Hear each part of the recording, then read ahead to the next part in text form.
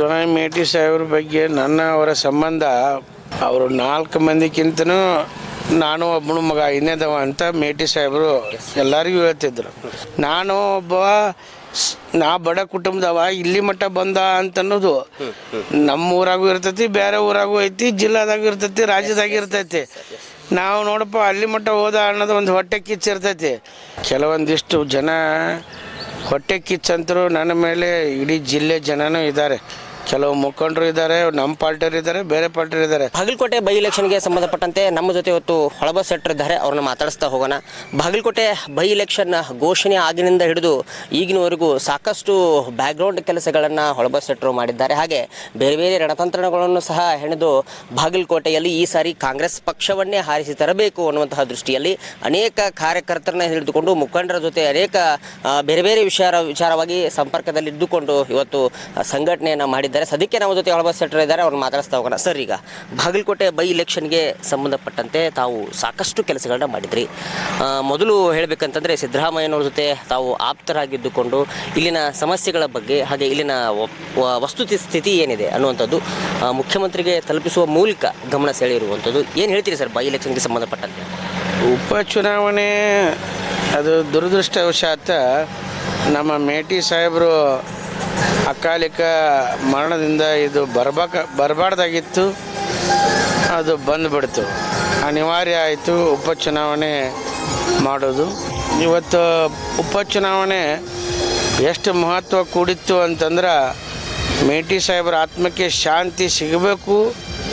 ಕರ್ನಾಟಕ ರಾಜ್ಯದ ಮುಖ್ಯಮಂತ್ರಿ ಆಗಿರ್ತಕ್ಕಂಥ ಸಿದ್ದರಾಮಯ್ಯ ಸಾಹೇಬರ ನಾಯಕತ್ವದಲ್ಲಿ ನಮ್ಮ ಸರ್ಕಾರ ಏನು ಗ್ಯಾರಂಟಿ ಯೋಜನೆಗಳನ್ನು ನೀಡಿತ್ತು, ಅದರ ಫಲ ಅದನ್ನು ಉಪಯೋಗ ಮಾಡ್ಕೋಬೇಕು, ಜನರು ಅದನ್ನು ಉಪಯೋಗ ಮಾಡ್ಕೋಬೇಕಂತೇಳಿ ಏನು ಸಿದ್ದರಾಮಯ್ಯ ಸಾಹೇಬರು ಒಂದು ಯೋಜನೆಯನ್ನು ತಂದರು. ಬಡವರಿಗಾಗಿ, ಎಲ್ಲ ಜಾತಿಯ ಬಡವರಿಗಾಗಿ ಒಂದು ಯೋಜನೆಯನ್ನು ತಂದವ್ರ ಅದು ಇವತ್ತು ನಮಗೆ ಫಲಿಸುವಂಥ ಕೆಲಸ ಉಪಚುನಾವಣೆಯಲ್ಲಿ ನಡೀತಾ ಇತ್ತು. ಸರ್, ಇನ್ನು ಮುಖ್ಯವಾಗಿ ಯಶವಂತ ಮೇಟಿ ಅವರ ಮತ್ತು ನಿಮ್ಮ ಮಧ್ಯೆ ಒಂದು ಅನ್ಯೋನ್ಯವಾಗಿರುವಂತಹ ಸಂಬಂಧ ಇತ್ತು. ಕೆಲವಿಷ್ಟು ಜನ ಹೇಳ್ತಾ ಇದ್ರು ಯಶವಂತ ಮೇಟಿ ಅವರು ಅಂತಂದರೆ ಹೊಳೆಬಸು ಶೆಟ್ಟರು ಅನ್ನುವಂತಹ ಮಾತನ್ನು. ಹೇಗಿತ್ತು ಸರ್ ಆ ಶಾಸಕರ ಮಧ್ಯೆ ನಿಮ್ಮ ಮಧ್ಯೆ ಇರುವಂತಹ ಸಂಬಂಧವನ್ನು? ಯಶವಂತ ಮೇಟಿ ಸಾಹೇಬ್ರ ಬಗ್ಗೆ ಅವರ ಸಂಬಂಧ 4 ಮಂದಿಕ್ಕಿಂತನೂ ನಾನು ಒಬ್ಬನು ಮಗ ಇನ್ನೇದವ ಅಂತ ಮೇಟಿ ಸಾಹೇಬರು ಎಲ್ಲರಿಗೂ ಹೇಳ್ತಿದ್ರು. ನಾವು 1991ರಾಗಿಂದ ನಾನು 4ನೇತ್ತ ಇದ್ದೆ. ಅವತ್ತ ಅವ್ರ ಜೊತೆ ಅವ್ರ ಮನೆಯಲ್ಲಿ ಹೋಗುವಂಥ ರೂಢ ಮಾಡಿಕೊಂಡು 30-35 ವರ್ಷಗಳ ಕಾಲ ಅವ್ರ ಜೊತೆನೇ ಇದ್ದೀನಿ ಇವತ್ತಿನವರೆಗೂ. ಅವರು ನನಗೆ ಮಾಡಿದಂಥ ಸಹಾಯ, ನಾನು ಅಷ್ಟು ಸೇವೆಯನ್ನು ಕೂಡ ಅವ್ರದ್ದು ಸೇವೆಯನ್ನು ಮಾಡಿದ್ವಿ. ಅದೇ ನಾವು ಹೇಳೋದು ದೊಡ್ಡ ಸ್ಥಿತಿ ಅಲ್ಲ, ಬಟ್ ಅವ್ರು ನನ್ನ ಮಗನಕ್ಕಿಂತಲೂ ಹೆಚ್ಚಿಗೆ ನನ್ನ ನೋಡ್ಕೊಂಡವ್ರು. ಮತ್ತು ಅಷ್ಟೇ, ಇವತ್ತು ಸಿದ್ದರಾಮಯ್ಯ ಸಾಹೇಬ್ರು ನನಗೆ ಪರಿಚಯ ಆಗ್ಬೇಕಾದ್ರೆ ಅದು ಯಶವಂತ ಮೇಟಿ ಸಾಹೇಬ್ರ ಜೊತೆ ಅದಿನಂತೇಳಿ ನನಗೆ ಅಷ್ಟು ವಿಶ್ವಾಸದಿಂದ ಸಿದ್ದರಾಮಯ್ಯ ಸಾಹೇಬರು ನನ್ನ ಜೊತೆ ಒಂದು ಸಂಬಂಧವನ್ನು ಮೇಟಿ ಸಾಹೇಬರು ಜೋಡಿಸಿಕೊಟ್ರು. ಮತ್ತು ಬಾದಾಮಿ ಇಲೆಕ್ಷನ್ದಾಗ ಕೂಡ ನಾವು ಎಂದು ಪ್ರಚಾರಕ್ಕೆ ನಾನು 1990ರಿಂದ ಹಿಡಿದು ಇವತ್ತಿನವರೆಗೂ ಎಲ್ಲಿ ಬಹಿರಂಗ ಪ್ರಚಾರಕ್ಕೆ ಎಲ್ಲಿ ಯಾವಾಗಲೂ ಮಾಡಿರಂಗಿಲ್ಲ. ಆದರೆ ಈಗ ನಾವು ಬಹಿರಂಗ ಚುನಾವಣೆಗೆ ಇಳಿದಿದ್ದು ಬಾದಾಮಿ ಕ್ಷೇತ್ರದಾಗ ಮಾತ್ರ ಆಟ. ಅದು ನಮ್ಮ ಸಿದ್ದರಾಮಯ್ಯ ಸಾಹೇಬರು ಚುನಾವಣೆಗೆ ಸ್ಪರ್ಧೆ ಮಾಡಿದಾಗ ಮತ್ತು ಅಭಿವೃದ್ಧಿ ಕೆಲಸಗಳನ್ನು ಮಾಡುವಾಗ ಚುನಾವಣೆಗೆ ಪ್ರಚಾರ ಮಾಡಿದ್ದ ನನ್ನ ಇದು ಬಾದಾಮಿ ಸಿದ್ದರಾಮಯ್ಯ ಸಾಹೇಬರು ಚುನಾವಣೆ ನಿಂತಾಗ ಮಾತ್ರ ನಾನು ಬಹಿರಂಗ ಪ್ರಚಾರ ಮಾಡೋಕ್ಕೆ ಹೋಗಿದ್ದೆ. ಅದಾದ ನಂತರ ಬಾದಾಮಿಯಲ್ಲಿ ಹಲವಾರು ಅಭಿವೃದ್ಧಿ ಕೆಲಸಗಳಲ್ಲಿ ಒಂದು ಪ್ರಯತ್ನವನ್ನು ಬಾದಾಮಿ ಅಭಿವೃದ್ಧಿ ಆಗಬೇಕು ಅಂಥೇಳಿ ಹೋರಾಟ ಮಾಡಿದ್ವಿ. ಸಿದ್ದರಾಮಯ್ಯ ಸಾಹೇಬರು ಅದರಂತೆ ಎಲ್ಲ ಕೆಲಸಗಳನ್ನು ನಮ್ಮ ಜನತೆಗೆ, ಬಾದಾಮಿ ಜನತೆಗೆ ವ್ಯವಸ್ಥೆ ಮಾಡಿ ಕೊಟ್ಟರು. ಎಲ್ಲ ಅಭಿವೃದ್ಧಿ ಕೆಲಸಗಳನ್ನು ಸಾವಿರಾರು ಕೋಟಿ ಹಣವನ್ನು ದೊಡ್ಡ ದೊಡ್ಡ ಯೋಜನೆಯನ್ನು ಕೂಡ ಆಗಲಾರದಂಥ ಯೋಜನೆಯನ್ನು ಕೊಟ್ಟರು. ನಾವು ಅದೇ ಒಂದು ಉದ್ದೇಶ ಇಟ್ಕೊಂಡು ಸಿದ್ದರಾಮಯ್ಯ ಸಾಹೇಬರು ಬಾದಾಮಿಯಿಂದ MLA ಆಗಿ ಮುಖ್ಯಮಂತ್ರಿ ಆಗಬೇಕು ಅನ್ನೋ ಒಂದು ಆಶೆ ಕ್ಷೇತ್ರದ ಜನತೆ ಇತ್ತು. ಅದಕ್ಕೆ ನಾವು ಅಷ್ಟು ಹಕ್ಕೊತ್ತಾಯ ಮಾಡಿದ್ವಿ. ಅದು ನಾವು ಪಾಲಿಸಲಿಲ್ಲ. ನಮ್ಮ ಈಗಿನ ಶಾಸಕರಿಗೆ ಟಿಕೆಟ್ ಕೊಟ್ಟರು. ಅವ್ರ ಪೂರ್ತಿ ಒಳ್ಳೆಯ ಕೆಲಸವನ್ನು ಮಾಡ್ತಾ ಇದ್ದಾರೆ ಅಷ್ಟೇ. ಸರ್, ಇನ್ನು ಬಾಗಲಕೋಟೆ ಮತಕ್ಷೇತ್ರದಲ್ಲಿ ಎಚ್ ವೈ ಮೇಟಿ ಅವರೊಂದಿಗೆ ಒಂದು ನಿಕಟ ಸಂಬಂಧವನ್ನು ಹೊಂದಿದ್ರಿ. ಹಾಗೆ ಬೇರೆ ಬೇರೆ ರಾಜಕೀಯ ನಾಯಕರ ಜೊತೆ ತಮ್ಮ ಅತ್ಯಾಪ್ತ ಸಂಬಂಧ ಇದೆ. ಸೊ ಆ ನಿಟ್ಟಿನಲ್ಲಿ ಈ ರಾಜಕೀಯದಿಂದ ನೀವು ದೂರ ಅಂದರೆ ಪರದೆ ಹಿಂದೆ ಇದ್ರೂ ಸಹ ಎಲ್ಲೋ ಒಂದು ಕಡೆ ಕಾರ್ಯಕರ್ತರಲ್ಲಿ ಅಥವಾ ಮುಖಂಡರಲ್ಲಿ ಮುಂಚೂಣಿಯಲ್ಲಿ ತಾವು ಇರುವಂಥವ್ರು.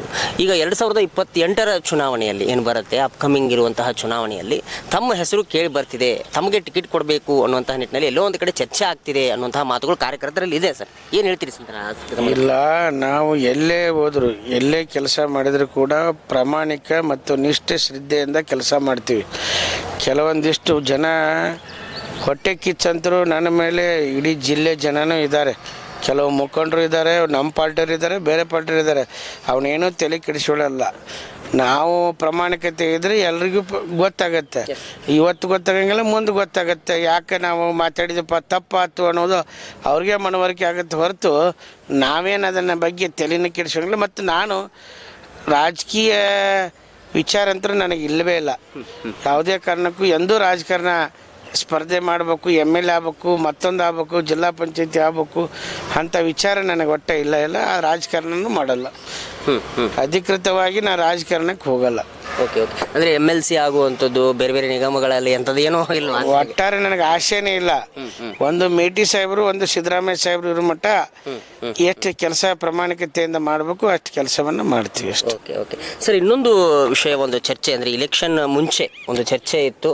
ಬೇರೆ ಬೇರೆ ಸೋಷಿಯಲ್ ಮೀಡಿಯಾಗಳಲ್ಲಿ ನೀವು ನೋಡಿರಬಹುದು, ನಿಮ್ಮ ಬಗ್ಗೆ ಒಂದಿಷ್ಟು ಚರ್ಚೆಗಳು ಆಗ್ತಾ ಇದ್ವು ಸರ್. ಈ ಮಹಾದೇವಿ ಮೇಟಿ ಅನ್ನುವಂಥವರು ಬೇರೆ ಬೇರೆ ರೀತಿಯಲ್ಲಿ ಬರೆದುಕೊಳ್ತಾ ಇದ್ರು. ಆ ರೀತಿಯಲ್ಲಿ ಅದಕ್ಕೊಂದು ಏನಾದರೂ ರಿಯಾಕ್ಷನ್ ಕೊಡ್ತೀರಾ ಹೇಗೆ?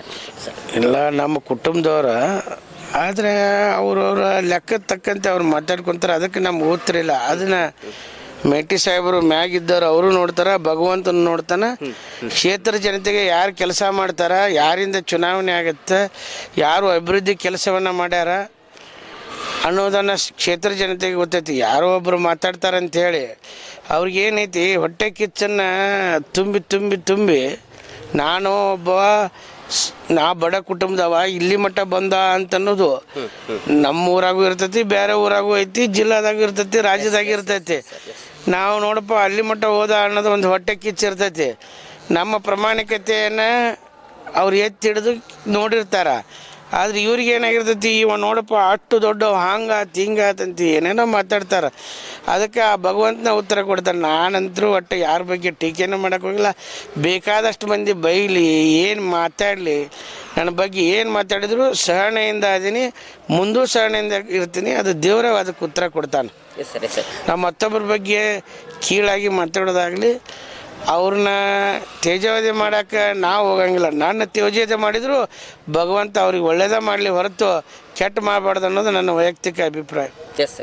ಸರ್, ಇನ್ನು ಒಟ್ಟಾರೆಯಾಗಿ ಬೈ ಇಲೆಕ್ಷನ್ಗೆ ಸಂಬಂಧಪಟ್ಟಂತೆ ಇಷ್ಟು ಅದ್ಧೂರಿಯಾಗಿ ಇಲೆಕ್ಷನನ್ನು ಪ್ರಚಾರ ಮಾಡುವ ಮೂಲಕ, ಯಾಕಂದರೆ ಸಿದ್ದರಾಮಯ್ಯನವರು ಸಾಕಷ್ಟು ಸಾರಿ ಬಾಗಲಕೋಟೆ ಮತಕ್ಷೇತ್ರಕ್ಕೆ ಎಂಟ್ರಿ ಕೊಟ್ಟರು. ಅಂದರೆ ಒಂದು ರೀತಿಯಲ್ಲಿ ಬಾಗಲಕೋಟೆ ಮತಕ್ಷೇತ್ರ ಸಿದ್ದರಾಮಯ್ಯನವರ ಕ್ಷೇತ್ರವೇ ಅನ್ನುವಂತಹ ನಿಟ್ಟಿನಲ್ಲಿ ಇಲ್ಲೆಲ್ಲ ಹಳ್ಳಿಗೂ ಓಡಾಡಿದರು. ಸರ್, ಏನು ಹೇಳ್ತೀರಿ ಸರ್? ಒಟ್ಟಾರೆ ಈಗ ಕಾಂಗ್ರೆಸ್ ಪಕ್ಷದಿಂದ ಉಮೇಶ್ ಮೇಟಿ ಅವರು ಗೆಲ್ತಾರಾ ಅಥವಾ ಭರವಸೆ ಇದೆಯಾ ಅಥವಾ ಗೆದ್ದೇ ಗೆಲ್ತಾರಾ ಅನ್ನೋಂಥದ್ದು ಏನು ಹೇಳ್ತೀರಿ ಸರ್? ಇವತ್ತು ನಮ್ಮ ಸಿದ್ದರಾಮಯ್ಯ ಸಾಹೇಬರಾಗಲಿ, ಇವತ್ತು ಮುಖ್ಯಮಂತ್ರಿಗಳು ಯಾವುದೇ ಚುನಾವಣೆ ಆದರೂ 2 ಅಥವಾ 3 ಕ್ಷೇತ್ರಕ್ಕೆ ಅವ್ರ ಚುನಾವಣೆನ, ಸ್ವಂತ ಚುನಾವಣೆನ ಒಮ್ಮೆ ನಾಮಿನೇಷನ್ ಕೊಟ್ಟರು, 1 ದಿವಸ 2 ದಿವಸ 2 ಸತಿ ಬಂದು ಪ್ರಚಾರ ಮಾಡಿದ್ರು ಹೊರತು ಅವರು ಬಾಗಲಕೋಟೆಗತ್ತೆ ಅಷ್ಟು ಟೆನ್ಷನ್ ತೊಗೊಲಿಲ್ಲ, ಇಲ್ಲಿ ಮಾಡ್ತಾ ಇದ್ದಾರೆ ಅಂಥೇಳಿ.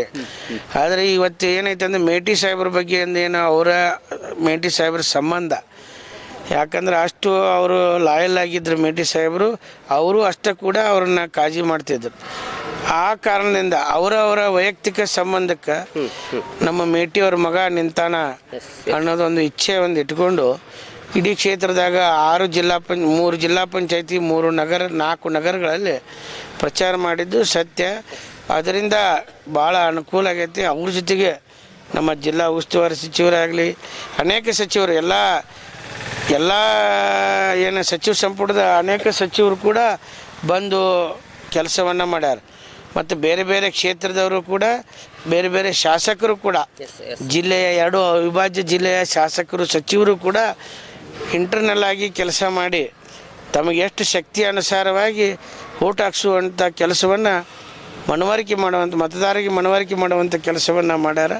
ಇದರಲ್ಲಿ ನಾವು ಇವತ್ತಿನ ಮಟ್ಟ ಮತದಾನ ಆದಮ್ಯಾಗ ಇವತ್ತಿನ ಪರಿಸ್ಥಿತಿ ನೋಡಿದ್ರೆ ನಮ್ಮ ಜನ ಹೇಳೋ ಪ್ರಕಾರ ನಾವು ಬಹುತೇಕ 15,000 ಮೇಲ್ಪಟ್ಟು ಲೀಡ್ನಿಂದ ಆರಿಸಿ ಬರ್ತೀವಿ ಹೊರತು ಅದಕ್ಕಿಂತ ಕಡಿಮೆ ಅಂತರೂ ಸಾಧ್ಯ ಇಲ್ಲ ಅನ್ನೋದು ನಮ್ಮ ಅಭಿಪ್ರಾಯ.